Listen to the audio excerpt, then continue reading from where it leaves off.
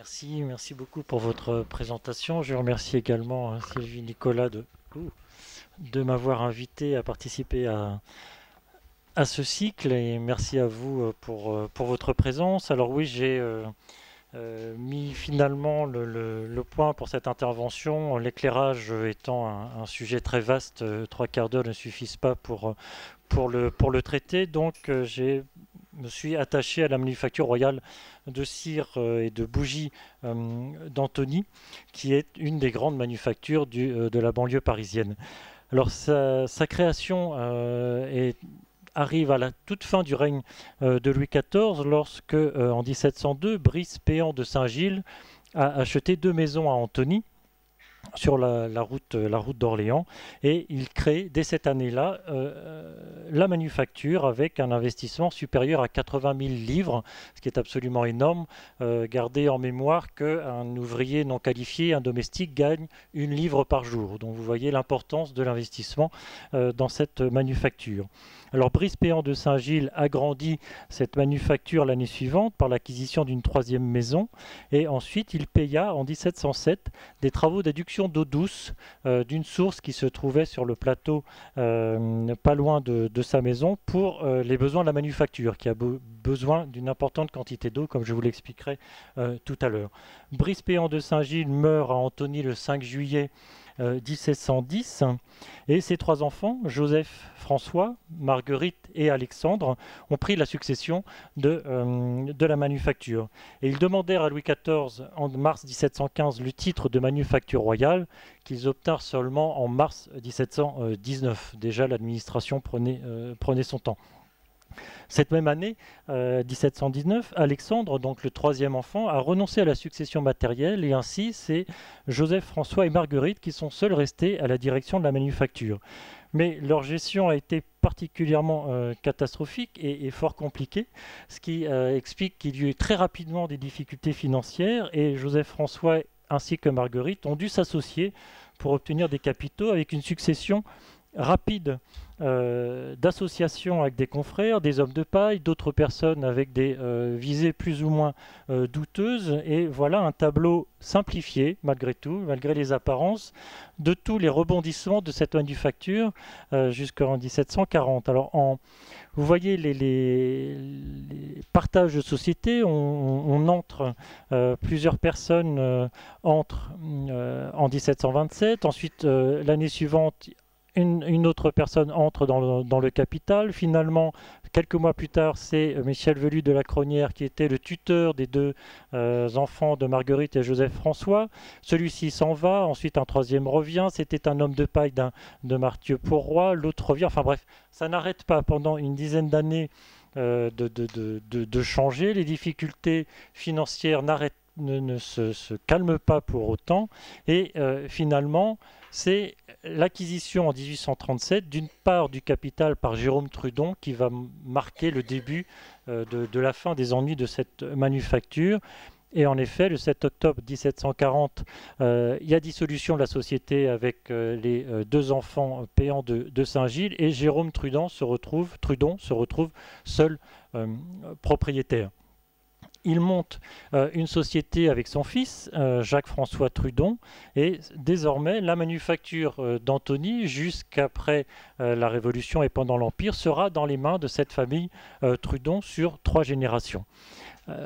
Une société a été faite en faveur donc de son fils Jacques-François en 1743, et on renouvelle la société en 1770. Celle-ci est dissoute en 1777, et pour finalement louer la société, le père loue la société à son fils en 1782, et ce dernier meurt en 1791. C'est la génération suivante qui prend la suite de cette manufacture. Mais c'est lorsque la manufacture a enfin appartenu à une famille qui ne sort pas de n'importe où. Les Jérôme Trudon était cirier, donc appartenait déjà à ça connaissait déjà le métier et ont eu une gestion beaucoup plus logique et un train de vie beaucoup moins somptuaire que les prédécesseurs, que le frère et la sœur, ce qui vous explique pourquoi cette manufacture s'est enfin stabilisée et s'est développée tout au long du XVIIIe siècle. Alors cette manufacture, voilà le plan d'Antony que vous avez ici. Vous avez là le village d'Antony et ici le parc de Sceaux, dans l'extrémité du canal. Et là, vous avez la grande route de Paris à Orléans qui n'est autre que l'actuelle Nationale 20. Donc la manufacture se trouve ici, un peu à l'écart. Voilà un détail de cette manufacture. La porte d'entrée donnait ici sur la route principale du village d'Antony, qui est l'actuelle rue du Bois de Verrières. Et au-dessus de la porte, en vertu des lettres patentes accordées par Louis XV en 1719, vous aviez l'inscription Manufacture royale de cire et de bougies au-dessus de la porte d'entrée. Et cette manufacture est bien connue grâce à la description de Savary des Brulons dans son dictionnaire du commerce et grâce à la description de Duhamel du Monceau dans sa description des arts et métiers paru dans les années 1780. Ce qui permet de bien connaître cet établissement et la disposition des bâtiments. Alors vous aviez dans cette première cour tout ce qu'il fallait finalement pour vivre, avec une vacherie, un poulailler, des écuries et une chapelle décorée de marbre. La chapelle se trouve ici au numéro 3. En face de la chapelle en A, il y avait le seul bâtiment qui subsiste de nos jours dans cette manufacture, le voici, qui était très probablement le magasin où l'on pèse les cires. C'était lorsque les cires arrivaient, les cires brutes arrivaient, c'était probablement dans ce bâtiment que les cires étaient pesées et étaient ensuite payées au poids. Et c'est sur ce bâtiment que l'on trouve la devise latine de la manufacture, Deo Regique Laborant 1714, elles, c'est-à-dire les abeilles, travaillent pour Dieu et pour le roi, ce qui rappelait que la bougie de cire était essentiellement utilisée dans les églises et dans les résidences royales au XVIIe siècle. Alors, je reviens au détail. Vous aviez, entre la chapelle et le bâtiment que nous avons vu, un passage qui ouvrait sur des jardins et sur la blancherie. Alors, ce qui est assez étonnant dans cette manufacture, c'est que vous aviez en numéro 4 le bâtiment qui était en fait la maison de campagne des Péans de Saint-Gilles et qui sera ensuite celle des Trudon. Et de part et d'autre, vous avez la manufacture. C'est-à-dire que les deux étaient ensemble, maison de campagne et manufacture de bougies de cire et de bougies. Et vous aviez devant ici en 8, je cite, des parterres où l'on cultive les fleurs les plus rares, des bustes et une statue de marbre avec quelques jets d'eau qui embellissent encore cet agréable lieu. En face du grand corps de logis est une petite chute d'eau en forme de cascade qui court à travers 2 gazons bordés de fleurs. Donc c'est pas exactement l'image qu'on se fait d'une manufacture actuellement, mais il faut imaginer ce mélange de résidence de plaisance et de manufacture tout autour. Alors cette manufacture se développait dans les bâtiments attenants, que vous avez ici le 5, 6, 7, et dans cet grand espace dont je vais détailler l'usage. Alors le rez-de-chaussée de l'aile nord, de l'aile sud-ouest, donc numéro 6 que vous avez là, le plus près des réservoirs et des ateliers, se fabriquaient les bougies dans cet atelier ici au numéro 7. Alors cette fonderie, donc la fonderie de cire, se trouvait en numéro 6 et est bien connue grâce aux plans et aux coupes publiées par l'encyclopédie ici à gauche et par Duhamel du Monceau à droite. Et Duhamel du Monceau explique explicitement que cette fonderie est celle de la manufacture royale d'Antony. Donc là c'est vraiment très clair, on a sous les yeux cette fonderie de cire. Après la mise en place par Joseph François et Marguerite Péan de Saint-Gilles, après le décès de leur père, d'une 3e chaudière. Donc là, on a vraiment l'état de la représentation de la fonderie, de la manufacture royale de bougies, telle qu'elle a été durant tout le XVIIIe siècle, car il n'y a pas eu de modification ensuite. Alors, comme vous voyez, le fond de la salle était surélevé de quelques marches. On voit là sur cette coupe. Et vous aviez 3 chaudières que l'on voit ici en cuivre rouge étamé avec leur robinet. En effet, avant sa mise en œuvre, la cire brute, la cire d'abeilles brutes, donc jaunes, subissait 3 fontes successives dans ces 3 chaudières. La première fonte était pour la mettre en grain afin de la faire blanchir, l'étape suivante dont je vous parlerai. La deuxième fonte, c'était lorsque la cire était à moitié blanchie, on la refondait une nouvelle fois pour la diminuer de nouveau en petits grains et la faire reblanchir. Et enfin, la cire, une fois blanchie, était fondue une dernière fois pour être transformée en petits pains et transportée dans l'atelier de fabrique de bougies. Alors Duhamel du Monceau, qui est très précis et donne des détails extrêmement pratiques du fonctionnement de cette manufacture, nous précise que la première chaudière était allumée à minuit, puis la seconde vers 2-3 heures du matin, et il fallait 3 heures pour fondre une demi-tonne, donc 500 kg, de cire d'abeille. Celle-ci était mélangée à l'eau afin de faire précipiter les impuretés qui se trouvaient dans la cire d'abeille brute, et le tout était remué avec de grandes spatules en bois dans ces trois chaudières. La cire liquide était ensuite versée dans des cuves de bois de chêne que vous avez ici, ainsi que vous retrouvez là. Ces cuves étaient cerclées de fer et placées sous les chaudières. Une fois remplie, la cuve était fermée par un couvercle avec une couverture pour garder la chaleur et laissée ainsi 2-3 heures afin que les impuretés sédimentent. Et les cuves entre chaque fonte étaient retirées, ces cuves en bois étaient retirées et changées pour nettoyage. Donc le temps d'attente passé, la cire était versée, vous avez là cette cuve en bois, vous voyez que le robinet ne se trouve pas au fond afin de ne pas récupérer les impuretés mais légèrement au-dessus.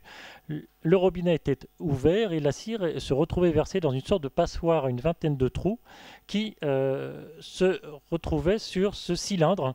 Vous avez là cette demoiselle qui tourne ce cylindre qui trempait à moitié dans l'eau, donc qui permettait de refroidir la cire au fur et à mesure qu'elle coulait, ce qui permettait de la réduire en longs rubans très fins qui ensuite donc prenait de la consistance par son refroidissement et ces rubans étaient récupérés, vous avez là, par un ouvrier qui le mettait dans une brouette pour l'emmener ensuite dans le jardin pour la faire blanchir. Alors l'eau devait rester fraîche, l'eau dans ces grandes bassines de bois était courante, ce qui vous explique le grand besoin d'eau toujours pour les manufactures de cire et cette adduction à la source qu'avait voulu Brice Péan de Saint-Gilles dès le début de la mise en place de sa manufacture. Alors mettre en ruban 500 kg de cire demandait environ 1h30 et ensuite donc l'ouvrier les récupérait avec une fourche en bois et l'amenait à l'herberie. L'herberie, ce sont ces grands carrés que vous avez là à ciel ouvert. Vous avez deux grands espaces. Et voilà une représentation tirée de l'encyclopédie. Ces grands carrés étaient recouverts de toile avec également une sorte de petit muret en toile et la cire jaune était disposée dans ces sortes de grands présentoirs au soleil. En effet, ce sont simplement l'action des ultraviolets qui blanchissaient la cire.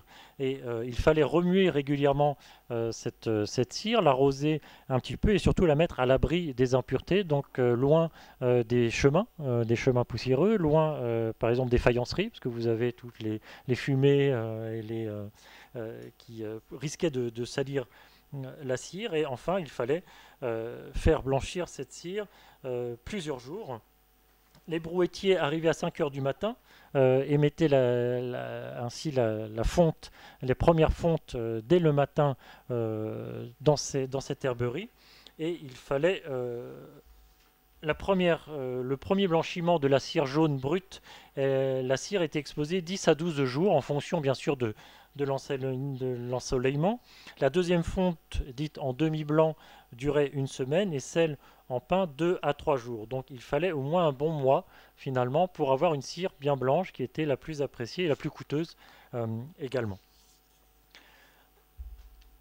Ensuite, lorsque la cire était blanchie, elle était ramenée à l'abri et entreposée ici avant d'être fondue une dernière fois en petits pains. Et vous avez là ces planches qui permettaient de les mettre en petits pains. Vous avez là le détail de ces trous en bois, sorte de demi-sphère qui permettait de mettre la cire blanche et de l'envoyer ensuite dans l'atelier de fabrique, cette fois-ci proprement dit, de la cire. Cette elles partaient ainsi, une fois prêtes, dans l'atelier numéro 6, où là, on fabriquait réellement les bougies. Ce bâtiment contenait trois ateliers.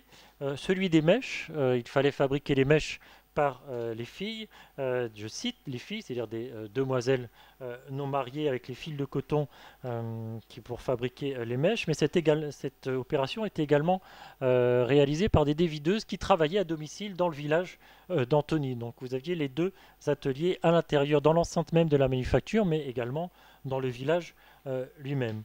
Et voilà exactement l'atelier où l'on fabrique les bougies. Très précisément, en 1710, il y avait 2 fourneaux de fer probablement utilisés pardon, à tour de rôle. Et puis ensuite, on parle de 2 fourneaux comme ça. Donc il y avait au moins 2 fourneaux qui pouvaient travailler parallèlement. Les cerceaux en bois tournaient au-dessus de ces fourneaux et vous aviez les mèches qui étaient suspendues au-dessus de ces fourneaux. Je vous avais là, les photos sont les photos d'un atelier de cirier qui se trouvait à Poitiers et qui a fermé en décembre de l'année dernière, où l'on retrouve exactement les mêmes instruments qui figurent dans l'encyclopédie. Ce cirier utilisait exactement la même mise en œuvre à la cuillère, c'est-à-dire qu'on ne peut pas mouler la cire colle au moule et ne se rétracte pas au refroidissement. Donc il y a des problèmes techniques, on ne peut pas mouler les bougies de cire, on peut mouler les chandelles de suif, mais pas la cire. Donc il fallait couler la cire, vous voyez, avec ces cuillères. On coulait la cire le long de la mèche qu'il fallait tourner en même temps afin que la cire soit de même épaisseur tout le long de la mèche. Alors évidemment, comme elle est chaude au début et froide à la fin, vous aviez plus grosse épaisseur de cire dans la partie basse de la bougie. Il fallait donc arriver à un moment ou à un autre, détacher toutes ces bougies, les retourner et renouveler l'opération, ce qui prenait beaucoup de temps. Et ensuite, lorsque les bougies, on pensait, avaient le poids requis, elles étaient roulées, que vous voyez ici, mises d'abord sous une couverture pour conserver la chaleur. En effet, la cire un peu tiède et plus facile à travailler, et roulée avec une planche de bois de gaillac, un bois très dur, afin d'avoir des bougies bien cylindriques. Alors, cet atelier fabriquait également des bougies filées, c'est-à-dire que la mèche était passée dans un cercle de cuivre avec des trous plus ou moins larges en fonction de la taille de la bougie que l'on désirait, et par un petit réservoir rempli de cire. Et donc là, un autre ouvrier tournait la roue et la cire se collait automatiquement sur les bougies, mais ça c'était plutôt des bougies pour éclairer dans les caves ou des choses comme ça, une sorte de lampe de poche, équivalent de lampe de poche de nos jours. Ces techniques étaient évidemment assez lentes, mais une fois leur poids atteint, pour les bougies d'éclairage, c'est des 4 à la livre, donc c'est à peu près environ 125 grammes la bougie. Les bougies étaient réexposées une dernière fois au soleil afin d'être blanchies pour la dernière fois. Et enfin, elles étaient, voilà, les bougies. Vous avez ici une bougie d'une 32 cm, c'est-à-dire en gros un pied de roi. C'est la taille de la bougie d'éclairage du XVIIe et du XVIIIe siècle, qui faisait environ 2 cm à 2,5 cm de diamètre. Donc à gauche en bougie en cire brute, donc en cire jaune, elle n'a pas été blanchie. À droite en cire d'abeille blanchie. Et là vous avez un exemple de bougie en paraffine. Donc la taille n'est pas du tout la même. Et je vous ai mis les 2 photos. Ce qui différencie la bougie d'éclairage du cierge, c'est que la bougie d'éclairage est cylindrique, alors que le cierge est en forme de fuseau, et vous avez un trou à la base du cierge afin de pouvoir le piquer, ce qui n'est pas le cas dans la bougie d'éclairage, qu'on les met dans les binets, donc il n'y a pas besoin de les trouer. Donc cette opération, une fois achevée, les bougies étaient envoyées dans l'atelier de pliage, où elles étaient réunies par parquet de 4 à la livre et emballées dans du papier buvard bleu, le bleu mettant en valeur la blancheur de la cire par un jeu de contraste. Ces bougies étaient ensuite expédiées dans le magasin parisien de Trudon. Et vous avez là les Atlas Truden. Vous voyez là, le village d'Antony. La manufacture d'Ambougie se trouve ici. Et là, le parc de Sceaux. Voilà l'actuel National 20. Donc, il faut imaginer tous les soirs une charrette partant de la manufacture d'Antony, prenant ce chemin et remontant vers Paris. Vous avez ici, on traverse Bourg-la-Reine, vous avez là Bagneux, Arcueil, Montrouge, et on arrive à la barrière d'Enfer. Toute cette région étant maintenant totalement urbanisée, vous n'avez plus du tout de champs comme on peut voir sur cette atlas. Et enfin, le magasin des Trudon se trouvait rue de l'Arbre Sec. Vous avez là la flèche. Et Julien Pruvot de l'actuelle maison Sire Trudon a retrouvé le magasin que vous avez là sous les yeux, rue de l'Arbre Sec, l'ancien magasin Trudon à Paris.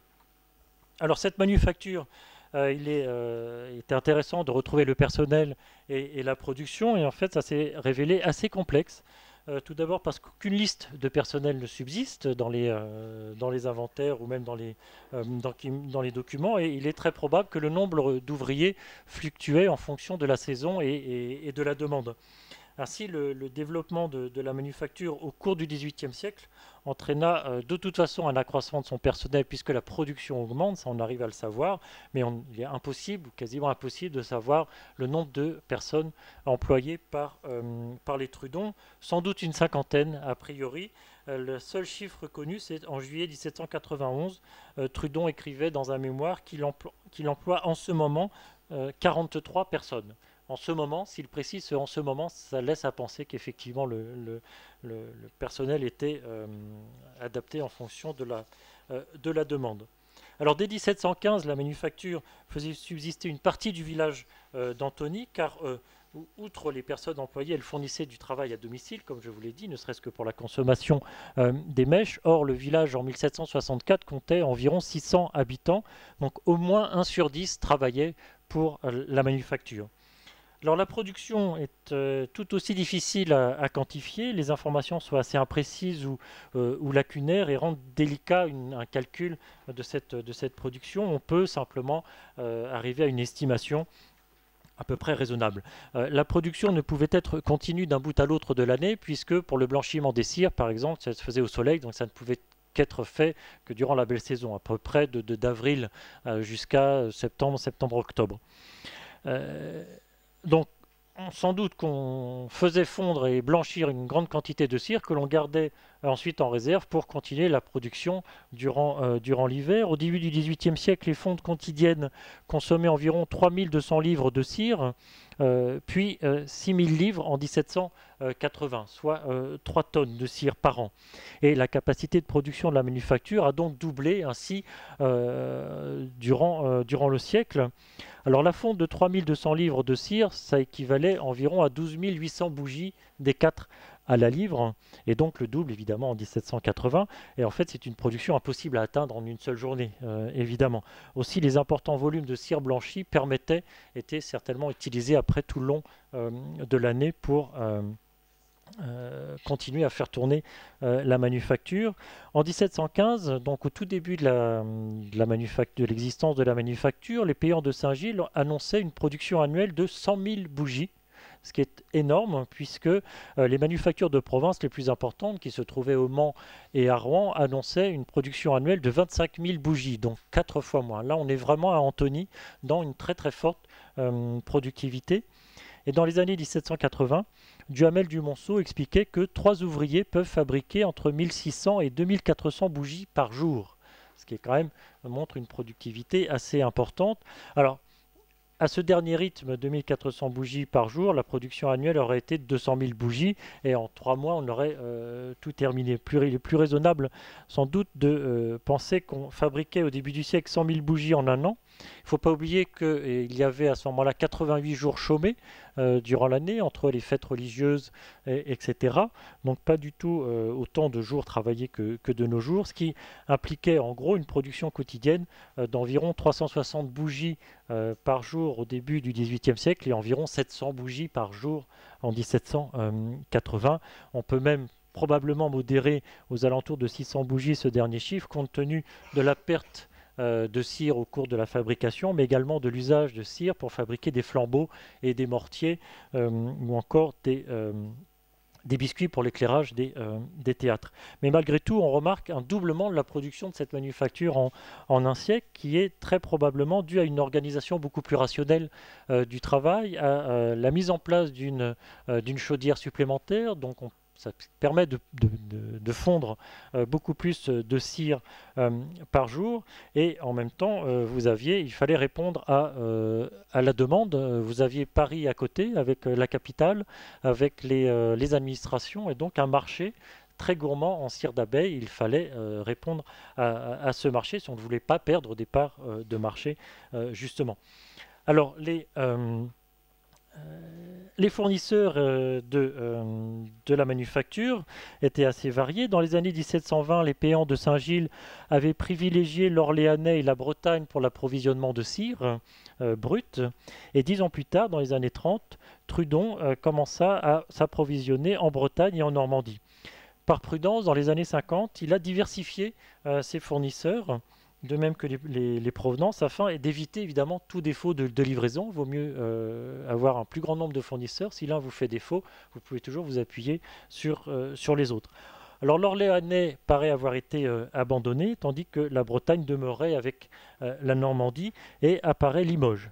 Mais la grande nouveauté réside en fait dans l'appel aux provenances internationales, et particulièrement européennes, avec des cires provenant de Hambourg, donc d'Allemagne, et qui constituaient près de la moitié de la consommation annuelle de la manufacture. Enfin, dans les années 1760, la Normandie avait disparu, la Bretagne demeurait, l'Auvergne apparaît pour la première fois, mais pour des cires de mauvaise qualité, donc très probablement utilisées pour faire les flambeaux par la manufacture. Et avec Hambourg apparaît désormais Amsterdam, avec ainsi la Hollande, ce qui montre l'élargissement de l'approvisionnement international des Trudons, tandis que pour les fils et les mèches, la manufacture est restée fidèle tout au long du XVIIIe siècle aux producteurs de Guibray en Normandie. Alors ces matériaux coûtent très cher, et les bougies sont vraiment un objet de luxe, comme le montre ici ce tableau des prix. Ils sont vendus, donc je vous l'ai dit, au poids, à la livre. Alors vous avez des bougies des 4, 5, 6 à la livre. Plus vous avez de nombre de bougies à la livre, et plus elles sont petites. Les 4 à la livre sont celles qui étaient utilisées pour l'éclairage. Et une bougie des 4 à la livre brûlait durant 10 à 11 heures. Vous aviez 10 à 11 heures d'éclairage, donc quasiment toute une nuit. Vous avez là l'évolution des prix, les bougies jaunes dans la première ligne, les bougies blanches dans la seconde ligne, et les cierges. Alors les cierges coûtent moins cher parce que généralement elles sont fabriquées avec de la cire de récupération. Blanche certes, mais de récupération.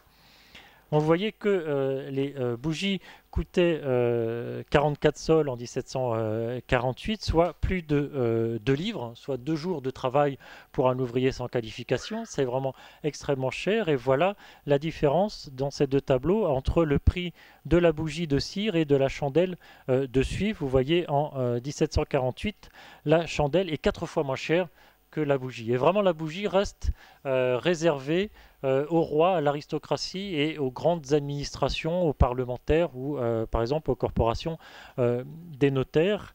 Et les chandelles sont le moyen d'éclairage le plus répandu à Paris. Et même lorsque vous lisez par exemple les mémoires de Mathieu Marais, qui est un parlementaire au Parlement de Paris, donc on est quand même dans la haute sphère de la société, il s'éclaire aux chandelles, il parle de l'augmentation du prix de la chandelle, mais il ne parle absolument pas de la bougie. C'est quelque chose qui est étranger à sa vie quotidienne. Alors le prix élevé, donc destiné à une clientèle très aisée. Alors bien sûr, l'Église, le roi et la famille royale, hein, et on a effectivement dans la clientèle de la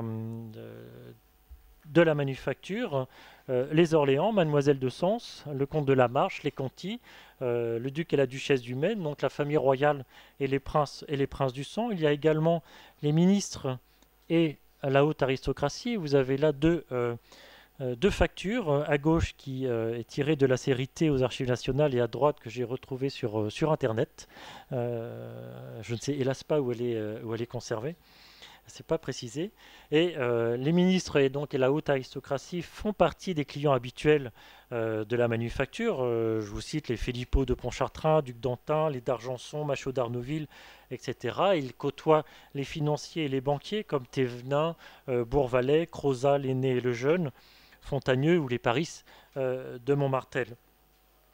Avec ces particuliers, on trouve également des institutions et des corporations qui ont les moyens de se payer les bougies, les secrétaires du roi, le Parlement de Paris et les cours souveraines, les fermiers généraux, bien sûr, mais également la Compagnie des Indes, les assurances, les huissiers-priseurs ou les commissaires au Châtelet, du Châtelet de Paris.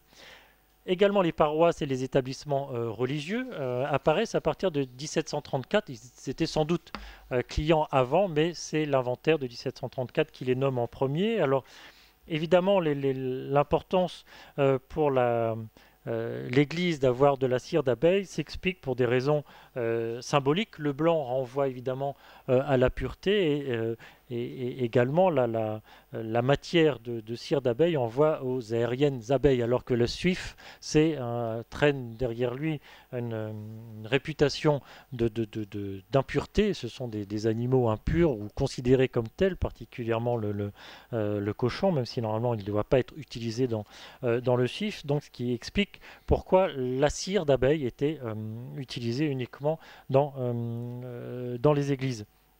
Et bien sûr que de la cire d'abeille blanchie, pas jaune. Il ne faut pas oublier que depuis le Moyen-Âge, cette couleur jaune moutarde est considérée comme une des plus laides qui puissent exister sur Terre. Donc, ce qui explique l'importance de cette cire d'abeille blanche dans les églises.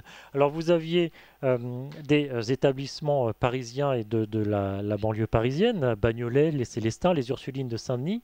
Vous avez également Saint-Jacques-du-Haut-Pas, Sainte-Marie de Chaillot, et ainsi que les 19 paroisses du sud et de l'est parisien, avec Antony bien sûr, mais toutes les petites paroisses des alentours, Bagneux, Bièvre, Châtenay, Chilly-Mazarin, Villejuif, etc., qui venaient sans doute se fournir directement à la manufacture et n'allaient très probablement pas à Paris pour se fournir en bougies. Alors le roi apparaît, lui, à partir des années 1740, ce qui est un peu compliqué parce que, comme rien n'est simple dans l'administration française depuis longtemps, à Versailles, par exemple, trois administrations se partageaient l'éclairage de Versailles. Le gouvernement, ce qu'on appellerait de nos jours l'intendance, en bleu, s'occupait de tout ce qui est grand appartement et galerie des glaces. Le cabinet du roi en rouge de la partie officielle de l'appartement du roi et le cabinet du roi de la partie du petit appartement que vous avez là en vert. Alors l'avantage que ce soit le gouvernement de Versailles qui s'occupe de l'éclairage, c'est que les bouts de bougies non utilisés étaient rendus aux fournisseurs qui pesaient les bougies, qui pesaient les cires non utilisées et qui le déduisaient des bougies neuves. Et ces bougies qui étaient utilisées ensuite étaient refondues pour faire les sièges. On fait le tour comme ça, alors que dans les autres institutions, vous aviez les bouts de bougies étaient récupérés par les domestiques et comme vous avez un coût très élevé de la cire, c'était un revenant bon très important. Alors, le gouvernement s'occupait de l'éclairage de Versailles, mais également des Trianon, de Marly et de Saint-Hubert, donc les satellites de Versailles autour du château. Alors, depuis la fin des années 1690, on a le principe des appels d'offres pour un marché qui couvre de 3 à 6 ans. Et après que Louis XV se fut monté mécontent en 1743 de la qualité des bougies fournies par le cirier Lecomte, qui a été fournisseur de la cour depuis 1713, le gouvernement de Versailles a fait appel à Jérôme Trudon, donc de la manufacture d'Antony, qui a pris sa succession jusqu'en 1752. Pour une raison non précisée, le marché n'a pas été renouvelé avec les Trudon en 58, mais Trudon a récupéré cette fois-ci le marché en 1765 et a ensuite fourni la cour jusqu'en 1792. Vous voyez là une facture d'avril 1792, alors que la cour était aux Tuileries, facture qui provient de la série T. Et l'avantage de Trudon, c'est que c'est une grosse maison une grande manufacture qui avait les reins solides. Et donc, je cite le gouverneur de Versailles, ainsi le roi avait l'assurance d'être bien fourni, de n'être pas tourmenté à chaque instant pour payer. En effet, l'administration mettait toujours du temps pour payer. Deslandes réclamait toujours de l'argent et l'avantage avec le Trudon, c'est qu'il avait suffisamment d'un matelas financier suffisant pour pouvoir faire face aux impayés de l'administration. Alors la concurrence était rude au XVIIIe siècle dans le domaine de l'éclairage. Les productions du Mans étaient célèbres pour la beauté de leurs bougies renommées dans toute la France en raison de leur blancheur et conservaient tout son prestige malgré la multiplication des maîtres ciriers qui préféraient la quantité et, je cite, le bon marché qui est presque toujours un obstacle à la perfection des ouvrages. De grandes quantités, de grandes manufactures de blanchiment de cire existaient également à Marseille, à Dunkerque et à Rouen, mais Paris boudait cette dernière, pourtant la plus proche de la capitale, en raison de la qualité médiocre de sa production, car du suif de bouc, de chèvre ou de mouton était également mêlé à la cire. Donc il y avait des tricheries sur les matières premières qui sont ainsi vendues meilleur marché, mais en fait elles ne font pas le même profit parce qu'elles se consument plus rapidement. Donc, il y a tout un jeu comme ça de rapport qualité-usage. Alors après un excellent départ, la manufacture d'Antony et particulièrement la gestion des payants de Saint-Gilles a été particulièrement catastrophique. Le capital investi au départ était sans doute insuffisant, tandis que Joseph François et Marguerite se révélèrent des très médiocres gestionnaires avec des exigences surprenantes vis-à-vis de leurs associés et un train de vie un peu trop dispendieux compte tenu de leurs revenus. Et la présence d'hommes de paille, de revente de parties de parts, d'échanges entre manipulations, laisse à penser que certains des investisseurs auxquels ils ont fait appel cherchait sans doute surtout à faire de l'argent et pas tellement à sauver la manufacture. En plus, le renouvellement rapide des associés a aggravé sans doute la situation financière de la manufacture, déjà mise à mal par la gestion et le train de vie des frères, du frère et de la sœur. Et c'est à l'arrivée de Jérôme Trudon qui a rapidement évincé Joseph François, ne serait-ce qu'en raison de ses énormes dettes, qui a assuré l'avenir de l'entreprise par ses connaissances, par son expérience, par la stabilité de sa direction et par ses importants investissements, mais également par son exigence de la qualité qui a été reconnue tout au long du XVIIIe siècle. Et ce qui explique pourquoi Savary des Brulons puis Duhamel du Monceau ont vanté l'excellence de la production de la manufacture d'Antony, estimée bien supérieure à celle du Mans, qui était jusque-là la référence en cette matière. Et ces deux auteurs vantent la pureté de la cire employée, la beauté de sa blancheur, ainsi que la qualité des mèches de pur coton, de même que la finition des bougies. Donc conséquence d'une exigence sans faille dans la direction, mais aussi d'un grand savoir-faire de la part des ouvriers eux-mêmes. Et cette qualité a séduit la haute société parisienne qui a composé l'essentiel de la clientèle Trudon, et ces différents facteurs expliquent son développement spectaculaire jusqu'à la Révolution et sa flatteuse réputation. Et la comparaison entre les inventaires de la manufacture d'Antony et les descriptions techniques et pratiques de Savary des Brulons, de l'Encyclopédie et de Duhamel du Monceau confirme l'exactitude de leurs descriptions et les descriptions imprimées confirment les inventaires. Ces deux sources se croisent et s'imbriquent parfaitement. Il n'est pas douteux que Savary des Brulons, les auteurs de l'Encyclopédie et Duhamel du Monceau ont visité la manufacture.